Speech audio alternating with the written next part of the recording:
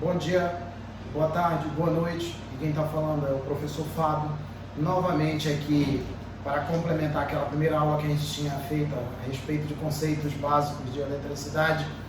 E quero chamar a atenção aos nossos alunos do curso Alfa que a gente não pode, de maneira nenhuma, desistir dos nossos estudos. A gente tem que continuar estudando, independente do que está acontecendo aí fora. A gente tem que continuar estudando, permanecer perseverante no nosso objetivo, no nosso ideal. A gente tem que continuar sonhando com a nossa vaga na universidade. A gente não pode achar que um acontecimento anormal que é esse que está tendo aí vem atrapalhar a nossa vida. Não, a gente tem que continuar trabalhando, eu aqui trabalhando, vocês aí estudando, para que no final das contas a gente possa ver o nome de vocês na lista de aprovados. Tá? Então eu estou aqui de volta para complementar aquela primeira aula que a gente fez a respeito de conceitos básicos. Essa aula é de duas partes, né? Tem a parte 1 e agora é a parte 2, essa que a gente vai terminar com os exercícios ali que a gente separou. Lembrando que essa lista de exercícios vai ser disponibilizada no grupo dos alunos e ela nada mais é do que um amarrado de todas as duas aulas aqui que a gente teve. Tá? Na última aula eu falei a respeito das partes da eletrostática, da eletricidade, melhor dizendo, que é a eletrostática, a eletrodinâmica e o magnetismo. Tinha dito também que, independente da parte da física 3, a grandeza, foco de tudo aqui é a carga elétrica, que é uma propriedade da matéria, é uma grandeza escalar e tem unidade no sistema internacional de coulombs. Essa carga está nas partículas elementares que estão no átomo, que, como eu tinha dito, o modelo mais simples para a gente usar aqui, para a gente entender o que acontece aqui, seria o modelo atômico de Rutherford. A gente tem 4 modelos, o mais aceito é o de Rutherford-Bohr, mas a gente usa o de Rutherford mais para a gente entender o porquê, que é o elétron que é responsável ali por todos os fenômenos, praticamente todos os fenômenos eletromagnéticos. E a gente tinha justificado de duas formas. Uma que seria de posicionamento, que o elétron é ele que está na eletrosfera, é ele que está subdividido ali nas camadas, e eu tinha dito também na oportunidade que a interação núcleo e elétron é uma força elétrica, e a força elétrica ela diminui com o aumento da distância. Isso seria uma coisa. A outra coisa seria exatamente o fato da massa do elétron ser muito menor do que a massa do próton, cerca de 1836 vezes, quase 2000 vezes menor do que a massa do próton. É mais fácil você mexer no elétron do que no próton. O próton tem um problema sério aí, porque o próton está no núcleo, ele está preso ao núcleo por intermédio de forças nucleares. Não é força elétrica, são forças nucleares. E para você tirar um elétron, um próton, melhor dizendo, dali, do núcleo, você tem que fazer um procedimento físico, que a gente chama lá na física nuclear, a gente chama de fissão nuclear. E o que consiste a fissão nuclear? Quebrar o núcleo, de modo que você tire aqueles prótons ali do núcleo. E não é tão simples assim, a gente precisa de equipamento específico, de grande quantidade de energia, e não é a nossa situação aqui. A nossa situação aqui é simples, a gente não está estudando física nuclear, então quem é responsável pelo praticamente todo o eletromagnetismo aqui são os elétrons. Também tinha dito que a carga elétrica ela é quantizada. E o que significa a carga elétrica ser quantizada? Significa que ela só pode ser expressa por números múltiplos de uma constante. Essa constante é a carga elementar. Essa carga elementar ela foi medida basicamente em 1910 por um cientista americano chamado Robert Andrews Millikan, por um experimento emblemático chamado de experimento da gota de óleo. E esse valor dessa carga elementar é de 1,6 vezes 10 a menos 19, positiva para os nossos prótons e negativa para os nossos elétrons. Lembrando também que tanto o próton quanto o elétron têm a mesma quantidade de carga e módulo, e valor positivo para próton e valor negativo para elétron. Depois disso, a gente passou para os corpos eletrizados. Os corpos eletrizados, na verdade, os corpos de caráter geral têm 3 situações. Eu tenho os corpos eletricamente neutros, onde o número de elétrons é exatamente igual ao número de prótons. Eu tenho o corpo com carga positiva, onde o número de prótons é maior do que o número de elétrons. E eu tenho um corpo de carga negativa, que o número de elétrons é maior do que o número de prótons. Lembrando também que a carga de um corpo eletrizado é determinada pela diferença das cargas positivas e as cargas negativas. Essa diferença, esse valor de diferente, a gente multiplica essa quantidade pela carga elementar e a gente determina a carga líquida do corpo. Tá bom? Foi basicamente isso que a gente fez na primeira aula. E aí o que acontece? Eu fui até o item 2, agora a gente vai para o item 3 para a gente não perder a linha de raciocínio e não bagunçar aí nas anotações de vocês, e muito menos aqui no meu quadro. Eu tenho aqui o item 3. O item 3 são os condutores e isolantes. E aí o que acontece? Quando o elétron se solta da camada eletrônica, da camada de valência, ele fica pairando ali pela rede cristalina do material, ele não vai ficar paradinho. Eu tinha dito na ocasião que era por motivo de temperatura, pelo grau de agitação de tudo que tem ali. Ou seja, esses elétrons eles vão ficar se movendo de maneira desordenada. Só que essa movimentação desordenada depende muito de onde esse elétron está. Existem materiais que oferecem uma resistência menor para esses elétrons ficarem se movendo, e existem outros que oferecem uma resistência maior para a movimentação desses elétrons, independente se é maneira desordenada ou se é maneira ordenada. Então, esses materiais que oferecem menos resistência ao movimento dessas cargas elétricas são os condutores. E os que oferecem mais resistência em relação ao movimento dessas cargas elétricas são chamados de isolantes. Basicamente, o que acontece é o seguinte aqui. Vou colocar aqui o item 3.1. Eu tenho os dito cujos, chamados de condutores. Esses condutores, eles se diferenciam basicamente em relação aos isolantes pela quantidade de elétrons livres. Eles têm uma quantidade de elétrons livres muito maior do que os isolantes.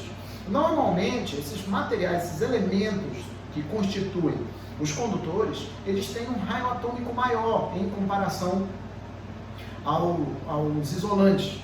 E aí o que acontece? Se eu tenho um raio maior, se eu tenho uma camada de valência mais distante, significa que a força elétrica de interação vai ser menor pelo fato da distância ser maior. A distância sendo maior, a força é menor e acaba aparecendo uma quantidade de elétrons livres maior. Tá? Então, os condutores, ele é caracterizado por possuir muitos elétrons livres. Ou eu tinha dito também lá na ocasião, o elétron de condução. Ou pode ser chamado de elétron livre ou elétron de condução. Tanto faz. Esses seriam os condutores. Os isolantes, vou botar 3.2, os isolantes, eles possuem poucos, ou quase nenhum, poucos elétrons livres. Ou quase nenhum mesmo. A gente fala quase nenhum mesmo, são bem poucos. Onde a mobilidade de elétrons ali é bem pequena, pelo fato de eles estarem bem presos ao núcleo. Raramente acontece uma situação ali onde esses elétrons acabam se movimentando de maneira diferente em comparação aos condutores nos isolantes. Mas olha o seguinte, Fábio, mas tem outros materiais fora esses dois? Tem outros materiais sim, tem outros materiais, mas para nós aqui no que diz respeito a edital, prova, essas coisas, são esses que são os mais cobrados, tanto condutor quanto isolante. O condutor tem muitos elétrons livres e os isolantes têm poucos elétrons livres. Só que eu tenho uma situação que eu vou chamar a atenção aqui. É o seguinte, o isolante, eu até escrevi, tem poucos elétrons livres, mas será que ele não conduz a eletricidade? O isolante, ele não conduz a eletricidade? Será que ele não conduz a eletricidade? O material que é classificado como isolante, ele não conduz a eletricidade? Será que não? Ele conduz sim. Conduz sim. Vai depender, sabe de quê? Vai depender da situação que ele vai ser submetido. Vai depender do campo elétrico ao qual ele vai ser submetido. Porque não existe esse negócio não, ele nunca vai ser negativo. O isolante pode se transformar num condutor? Pode, pode. Quer ver um exemplo simples? O ar. O ar, esse mesmo que a gente está imerso, esse que a gente respira. O ar, ele não é um condutor, ele é um isolante. Mas ele é um isolante? Eu pensava que ele era um condutor. Quando chove, tem aquelas descargas elétricas das nuvens para o chão, do chão para a nuvem. Será que ele não é um condutor? Não, ele não é um condutor, ele é um isolante. Ele é um isolante. Só que dependendo do campo elétrico que ele é submetido, ele vai se ionizar e vai conduzir a eletricidade sim. Aqui que eu chamo a atenção é o seguinte: você já deve ter escutado falar em alicate de eletricista. O alicate de eletricista, eu não coloquei aqui perto, porque vai demorar um se eu for atrás, mas o alicate de eletricista todo mundo conhece. Eu duvido muito que tenha alguém que não conheça. O alicate de eletricista ele é feito de ferro, feito de material de ferro. E os cabos desse alicate de eletricista, ele tem um invólucro de borracha. Eu tenho aqui o seguinte: alicate de eletricista. Aí o que acontece? O meu alicate que eu tenho aqui em casa, de cabo amarelo, na parte de dentro só tem um valor lá, só um valor, que é de 7.000 V. 7.000 V. O que significa esse V? O que significa esse V que eu coloquei perto do 7.000? Isso mesmo, 7.000 volts. Ou seja, o que tem naquela parte de borracha, do lado de dentro do cabo do alicate, é 7.000 volts. Aí o cara fica pensando, o cara olha aquilo ali, fala, mas é mesmo, parece lá 7.000 volts. O que significa aqueles 7.000 volts? O que é? Vamos supor que eu não sei de nada, não sei o que é carga elétrica, sei mal o que é elétrica, eu sei que se eu tocar no fio eu vou pegar choque. O que será que significa aqueles 7.000 volts? Esse 7.000 volts é uma medida técnica. É uma medida onde quer dizer o seguinte, que aquele alicate, ele só pode ser aplicado numa tensão elétrica de no máximo 7.000 volts. 7.000 volts.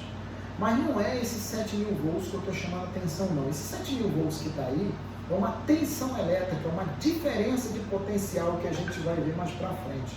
O que me interessa é outra coisa, é o seguinte, todo material isolante, e olha só, onde se lê isolante, pode entender sem problema nenhum, pode entender como material dielétrico. Sabe então significa que isolante e dielétrico são sinônimos? É isso aí mesmo, pode entender dessa forma, não tem frescura não. O dielétrico eu entendo como isolante, e todo isolante, ele produz uma característica dele. Se eu aportuguesar essa característica dele, seria mais ou menos assim, como se fosse uma resistência, à passagem de carga elétrica. Ou seja, o que eu quero dizer? O isolante, ele resiste à passagem de corrente elétrica, ele resiste à corrente elétrica, coisa que o isolante não faz. Até faz, mas é bem pequena a resistência. O isolante ele tem uma resistência muito grande em relação ao movimento de cargas elétricas. Então o que acontece? Quando a gente se refere ao isolante, esse isolante tem uma característica física, que é essa resistência, e essa resistência ao movimento de cargas, que mais para frente vai ver que é a corrente elétrica, que é a resistência ao movimento de cargas, a gente chama isso aqui, essa característica, de rigidez dielétrica. Fábio, mas eu nunca escutei falar nisso aqui. Bom, se você nunca escutou falar nisso aqui, eu acho que você tem que ler a parte de Física 3 como um todo, não só ficar procurando equações ali para estar resolvendo, não é isso não. Você tem que ler tudo, você tem que interpretar tudo, você tem que entender tudo, sob pena de ficar apanhando nessa matéria o resto da vida, e é isso que eu não quero, tá? Então, a rigidez elétrica é uma característica física do isolante. O isolante, ele resiste à passagem de corrente elétrica. E essa rigidez elétrica, o que seria isso daqui? Eu vou escrever isso aqui para ficar documentado. A rigidez elétrica é o campo elétrico máximo que o isolante resiste ou simplesmente aguenta. Eu vou botar bem aportuguesado aqui, ó. Aguenta. Bem aportuguesado. Ou seja, a rigidez elétrica é uma característica do isolante, tá? E o que seria essa rigidez elétrica? É uma resistência que ele tem. Essa resistência está treinada ao campo elétrico máximo que ele pode ser submetido. Eu não posso dizer que o isolante não conduz eletricidade. Eu não posso virar para vocês e falar uma bobagem dessa. O isolante conduz eletricidade sim, só vai depender simplesmente da situação que ele vai ser submetido. Vai depender do campo elétrico que ele vai ser submetido. Ainda agora eu usei o ar, né, como exemplo para isso aí. O ar, ele tem uma rigidez elétrica. Então eu tenho aqui, no caso do ar, para o ar, eu tenho a rigidez elétrica do ar como 3,0 vezes 10 a sexta volts por metro. Ou seja, para que o ar, olha só, para que o ar deixe de ser isolante e se transforme num condutor de eletricidade, para ele se ionizar, ele tem que ser submetido a, no mínimo, um campo elétrico daquele. Quando ele é submetido a um campo elétrico de pelo menos aquele 3 milhões de volts por metro, quando ele é submetido a isso aí, ele se ioniza. A partir do momento que ele se ioniza, ele deixa de ser isolante e se transforma num condutor, tá? Então eu queria que vocês entendessem o seguinte: a gente tem dois materiais, condutores e isolantes. O condutor tem muitos elétrons livres e os isolantes têm poucos elétrons livres. Mas o fato dos isolantes ter poucos elétrons livres não quer dizer que ele não conduz eletricidade, não. Ele conduz eletricidade sim, só que eu dependo da situação que ele vai ser submetido. Se ele for submetido a um campo elétrico que supere a rigidez elétrica dele, no caso do ar, que é 3 vezes 10 a sexta volts por metro, ele acaba se ionizando e a partir daí ele acaba se transformando num isolante, tá? Beleza? Então era esse item aí que estava faltando para nossa parte de conceitos básicos aqui do que a gente começou na outra aula. Agora eu tenho alguns exercícios aqui. Eu tenho alguns exercícios que a gente vai fazer baseado na aula da última aula e essa, para a gente fechar tudo, tá bom? Então vamos lá. Essa lista ela vai ser disponibilizada nos grupos do curso. E não esquecendo que essa aula, tanto a primeira quanto essa, ela é destinada a PSC SIS 3, pré-vestibular e o Alfamed, tá? Não vamos perder as aulas, para a gente continuar mantendo o nosso segmento aí de estudo aí, não cair no esquecimento e para quando voltar tudo normal, porque vai já voltar tudo normal, não vai demorar muito isso daí não, mas vai voltar. A gente não esteja tão defasado, tá? Principalmente vocês que vocês estão estudando, nossos alunos do curso Alfa aqui, sempre na frente, sempre pensando lá na frente no objetivo, no ideal de vocês. Então vamos lá. Eu tenho agora aqui, ó, os exercícios. São alguns exercícios, são basicamente 5 exercícios aqui, 4 exercícios. Deixa eu olhar ali. Que esses exercícios aqui, eles reportam o que foi falado na primeira aula e agora. Então tem a primeira. Questão 1 está dizendo o seguinte. Na questão 1 está dizendo o seguinte, que um corpo estava inicialmente neutro. Após a eletrização, passou a ter uma carga líquida de menos 8 vezes 10 a menos 16. Ou seja, depois que ele foi eletrizado, ele passou a ter uma carga aqui, que é igual a menos 8,0 vezes 10 a menos 16 coulombs. Tá, menos 16 coulombs. Beleza, menos 16 coulombs. Sabendo que a carga elétrica elementar, o módulo dela é 1,6 vezes 10 a menos 19, é correto afirmar-se que o corpo, aí quer saber se perdeu, se ganhou, aí tem uns valores aqui. O que a gente tem que saber? A gente tem que calcular quanto foi essa quantidade de elétrons que ele ganhou ou perdeu e assinalar a resposta. Primeiro a gente vai ter que determinar se ele ganhou ou perdeu. Bom, se ele ficou eletrizado, ficou com carga negativa, a gente já sabe que se ele ganhou elétrons, ele vai ficar com carga negativa. Então ele ganhou elétrons. E aí o que acontece? Nem fiz conta ainda. E o aluno alfa ele tem que ser esperto. Ele tem que ser esperto e saber analisar as alternativas também, porque na hora da prova é só você, a prova e Deus. Se você não estudou, é só você e a prova, e acabou. E até Deus vai te abandonar. Se você não estudar, ele vai te abandonar também. Se você olhar as alternativas, tem na letra A, perdeu, na letra B, ganhou, na letra C, perdeu, na letra D, perdeu e na letra E, ganhou. Como eu sei que ele ganhou? De onde eu estou tirando que ele ganhou? Porque a carga dele ficou negativa. Ficou negativo, então ele ganhou elétron, ele ficou negativo. Daí, se ele ganhou, eu já mando embora. Letra A, letra D, é a letra A, né? A letra A, a letra C e a letra D. Eu só fico entre a letra B e a letra E, que está dizendo que ele ganhou elétrons. Mas como é que eu respondo isso daqui? Calculando, né? Aí não tem para onde eu correr. Lembrando que a carga elétrica é calculada dessa forma, que vai ser igual a N vezes E, né? Que a carga é 8, né? E o menos 8, Fábio, não vai ficar, não, menos 8, o menos ali só serve para dizer se ele ganhou ou perdeu. A parte de quantidade, né, o valor que a gente vai calcular é agora. Então fica 8 vezes 10 a menos 16, então usando só o nó, vai ficar N vezes 1,6 vezes 10 a menos 19. Lembrando que a carga elétrica do elétron é menos 1,6 vezes 10 a menos 19, tá? Então, continuando aqui, eu tenho que N vai ser igual a 8 vezes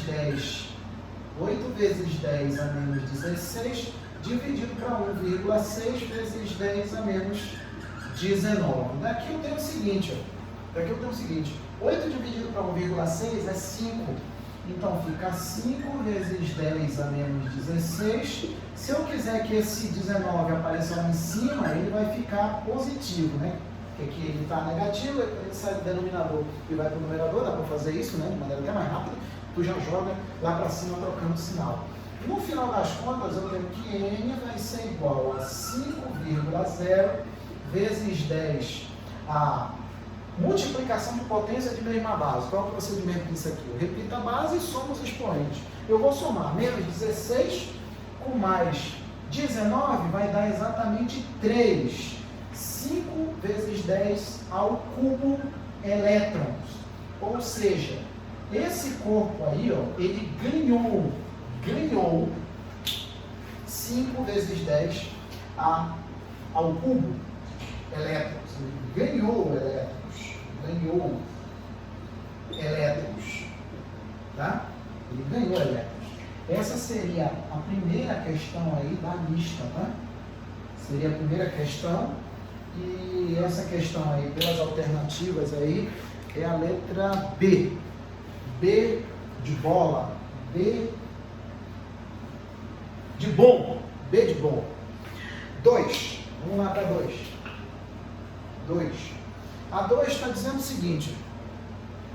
Um objeto metálico X, eletricamente isolado, tem carga negativa de 5 vezes 10 a menos 12 coulombs. Olha só, tem um objeto X. Eu tenho um objeto X, que tem uma carga QX, que vai ser igual a menos 5 vezes 10 a menos 12. 5,0 vezes 10 a menos 12 coulombs. Isso daqui é a carga do objeto X. Aí, continuando. Um segundo objeto metálico Y, neutro, mantido em contato com a Terra, é aproximado do primeiro e ocorre uma faísca entre ambos. Olha só, eu tenho aqui um corpo Y, e ele está aterrado. Ele está aterrado aqui.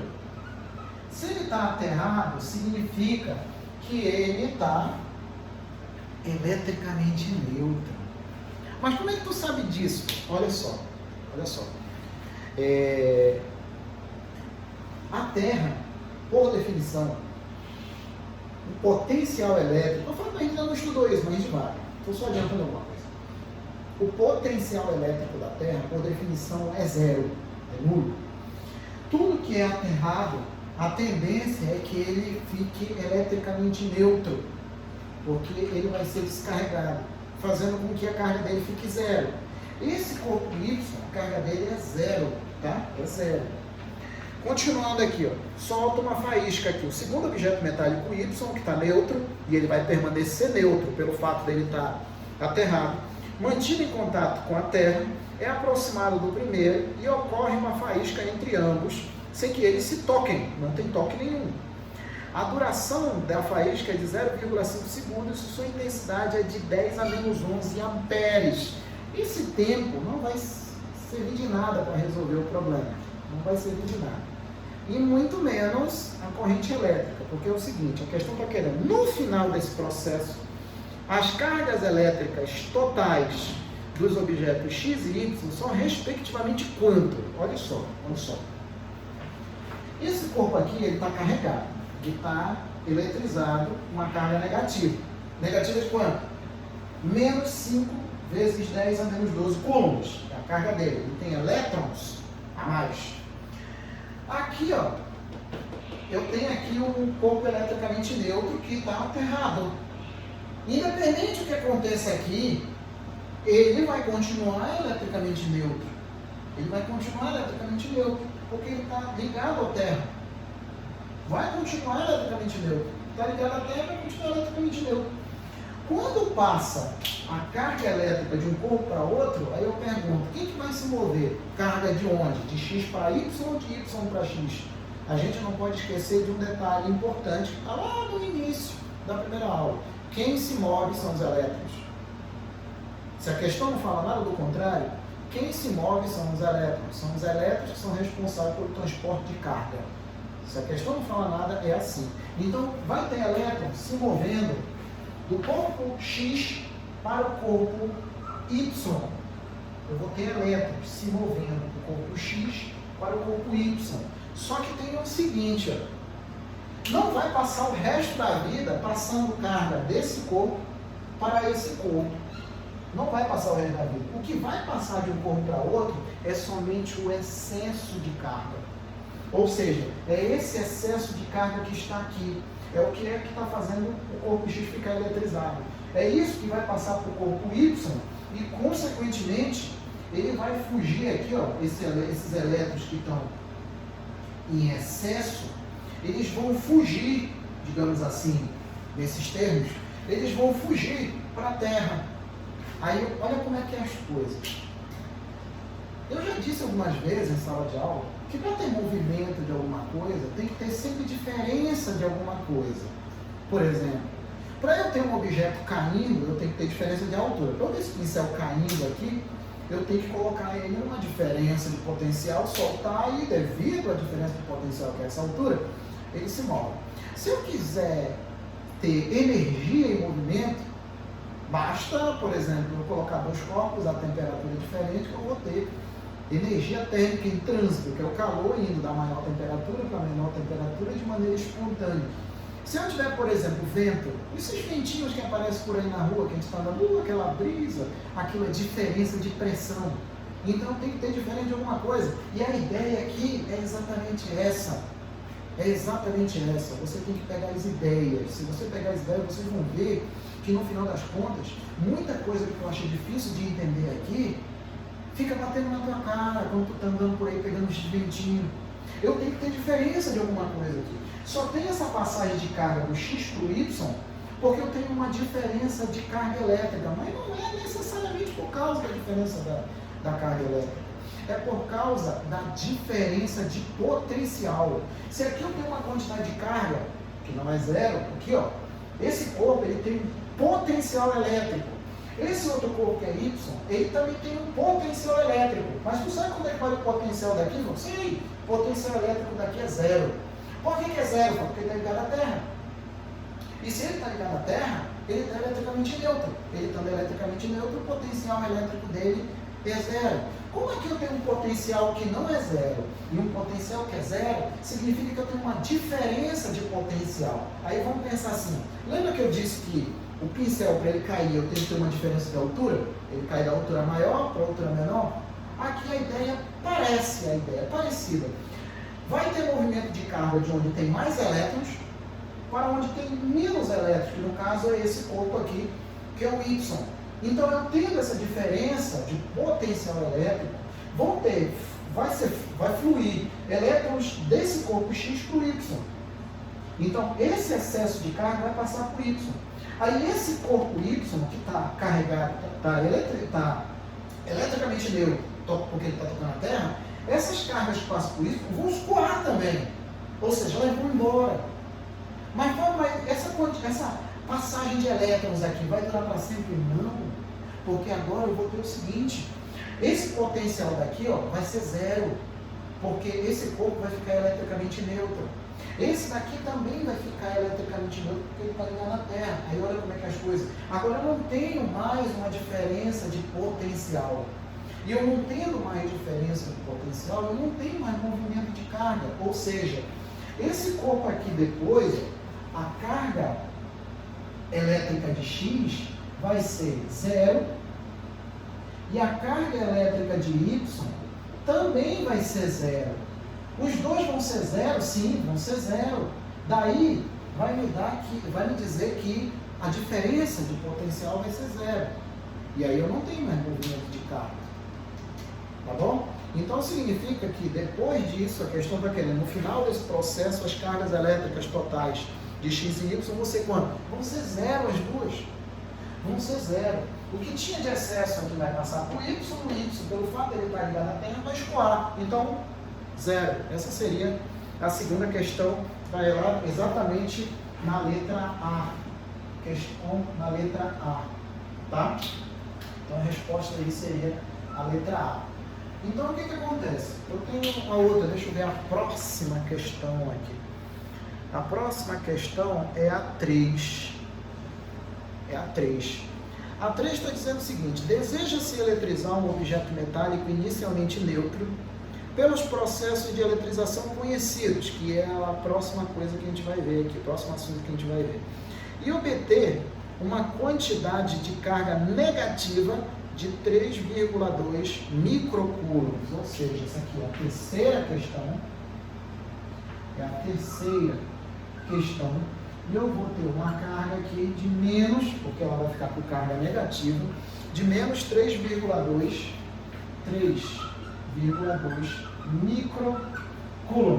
microcoulombs.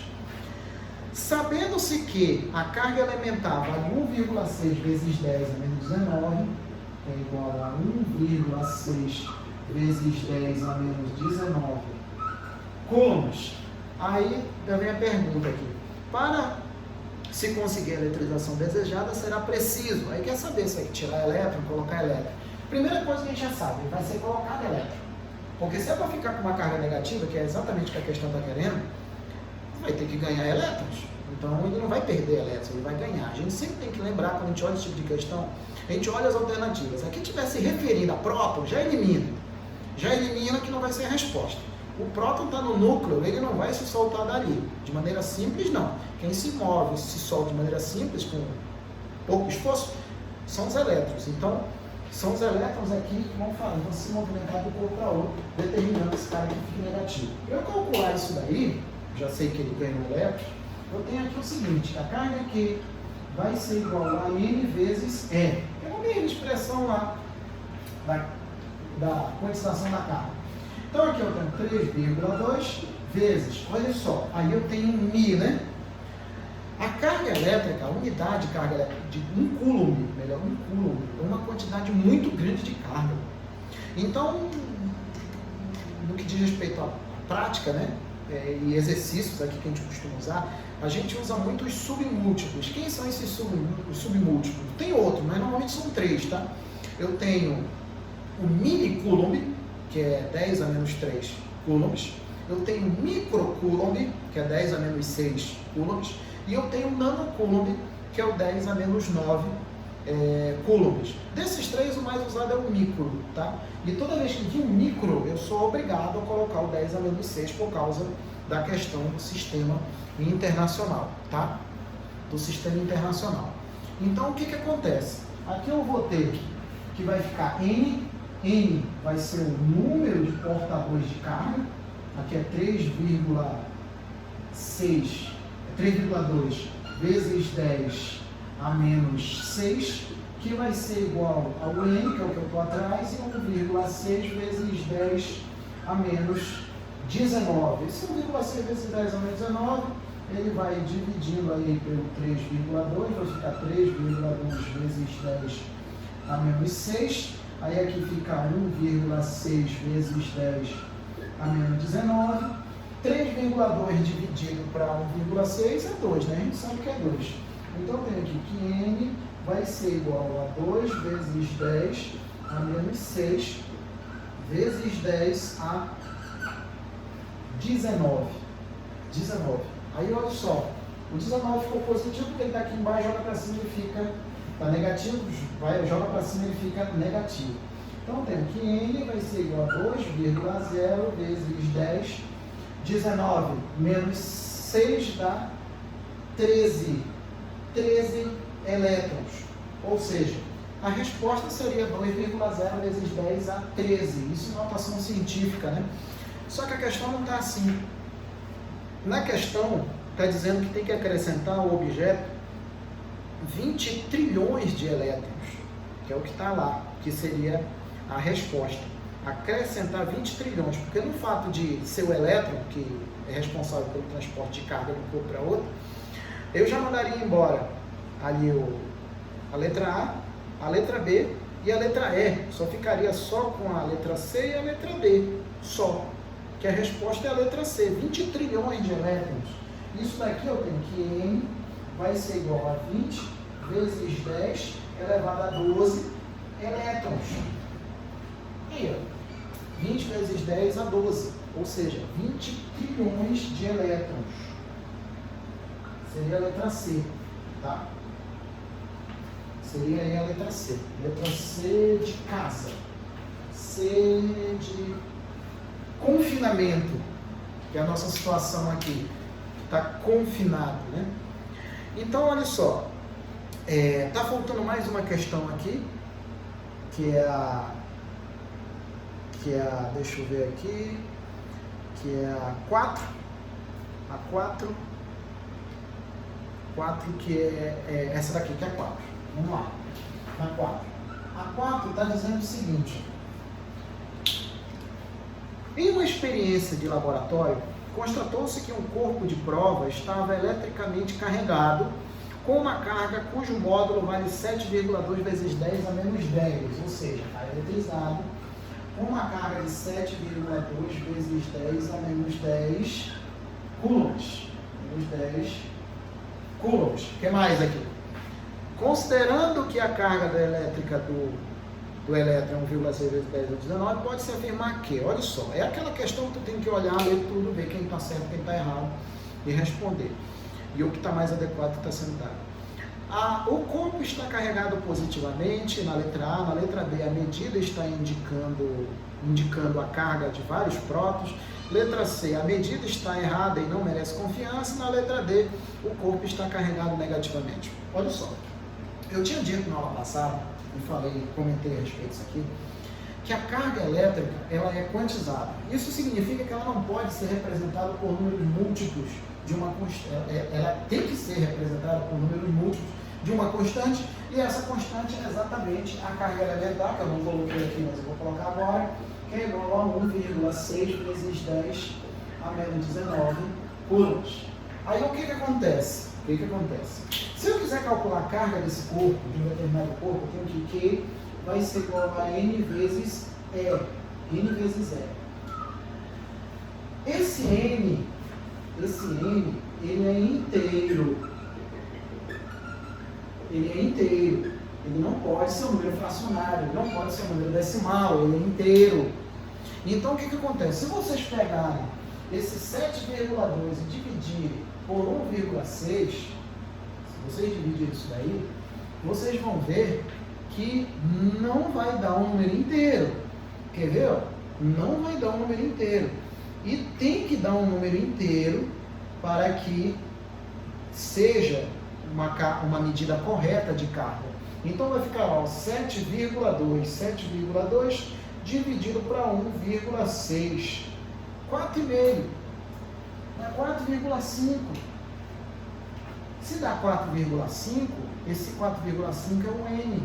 Esse N, ele não é inteiro. E se ele não é inteiro, significa que essa carga aí que está sendo dada não é confiável. Essa carga que representa a carga elétrica do corpo, ela tem que ser um número múltiplo da carga elementar. O que seria ela ser um número múltiplo da carga elementar? Eu teria que pegar aquele valor de 7,2 vezes 10 a menos 10.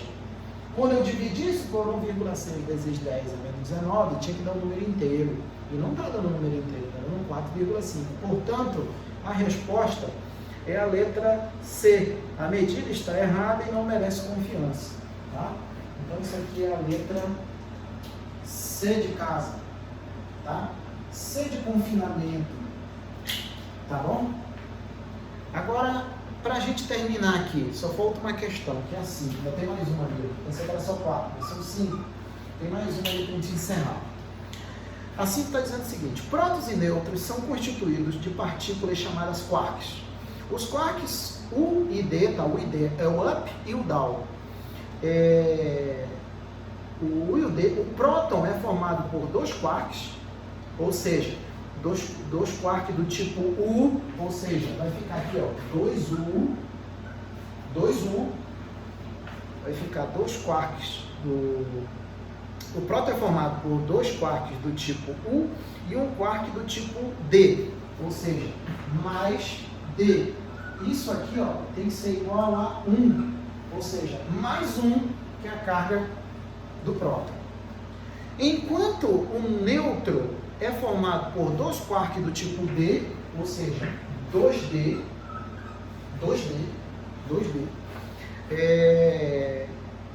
2 quarks do tipo D e 1 do tipo U, ou seja, mais U, que isso vai ser igual a 0. O fato de eu tirar esse 1 e o 0 é a carga do próton e a carga do nêutron, né?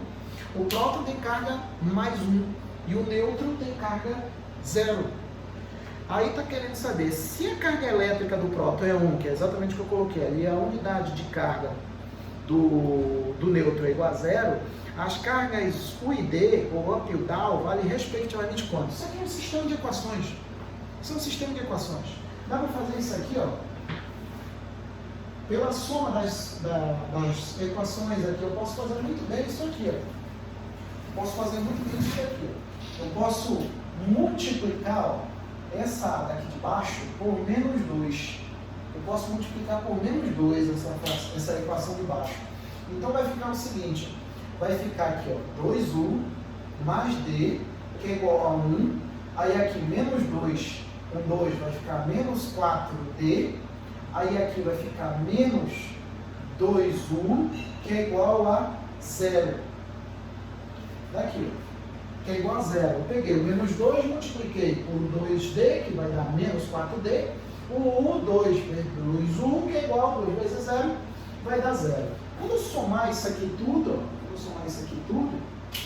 isso daqui, ó, vai embora com isso aqui, vai ficar D menos 4D, que vai ficar menos 3D, que vai ser igual a 1. Então tem aqui o 2D foi embora com esse, ficou negativo, né? Esse daqui que fica menos 4D com mais D vai ficar menos 3D, que no final das contas esse D vai ser igual a menos 1/3. 1/3. Aqui, ó. Isso aqui seria o valor do D.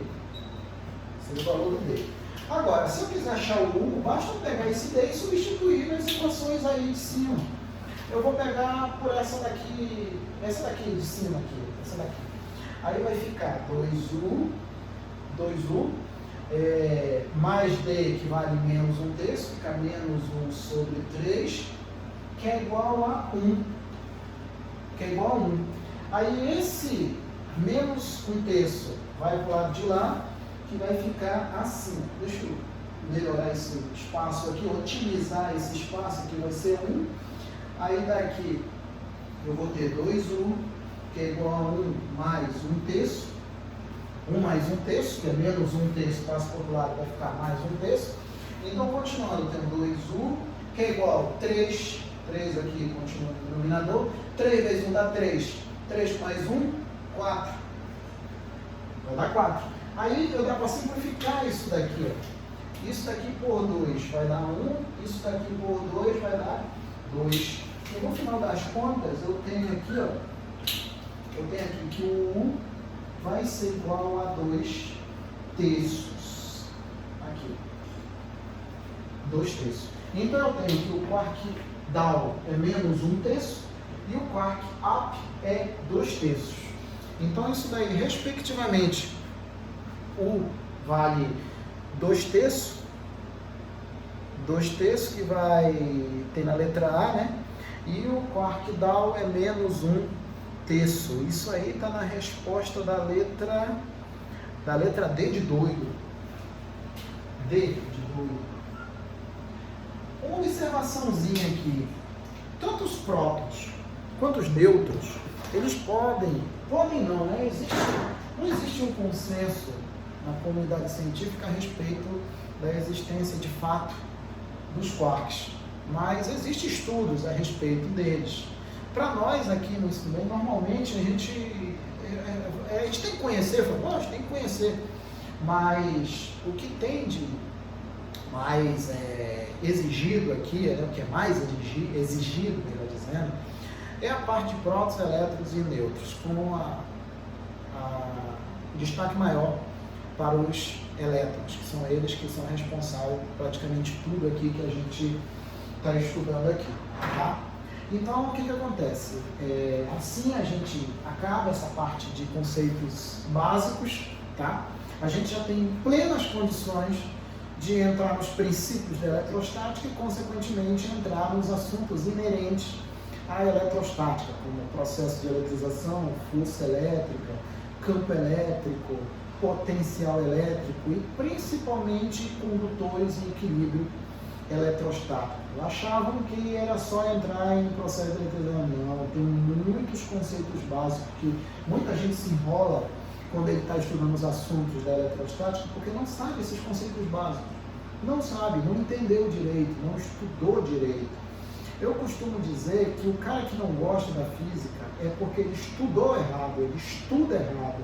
Ele está mais preocupado em estar decorando as equações. Ele vai lá, chega lá, pegar a apostila, vai olhar os exercícios. Esse exercício aqui volta atrás das equações. Faz uma listinha de equação, né? Faz uma listinha de equação, daí ele fica testando. Equação por equação.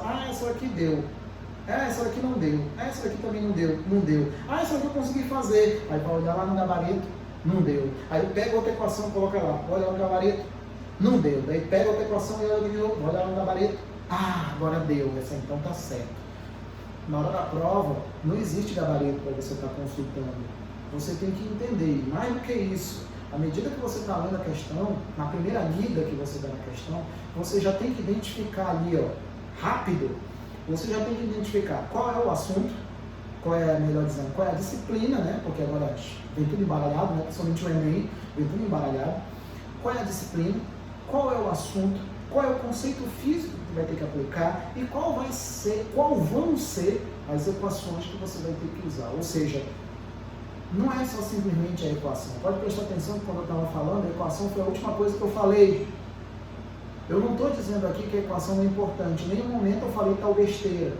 O que eu estou dizendo é que existem conceitos que são mais importantes do que as equações.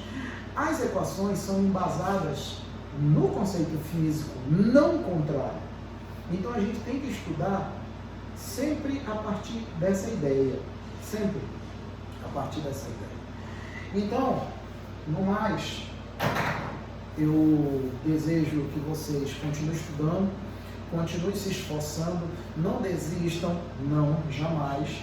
A próxima vez que eu voltar aqui vai ser para entrar nos princípios da eletrostática, de modo que a gente dê seguimento normal agora para nossas aulas de eletricidade, tá bom? Não esqueça jamais também que o curso Alfa não te abandona, a gente não abandona você. A gente está fazendo uma força-tarefa grande aqui para que a gente continue auxiliando nossos alunos a obter o sucesso deles, o sucesso de vocês, tá bom? Mas até o próximo vídeo.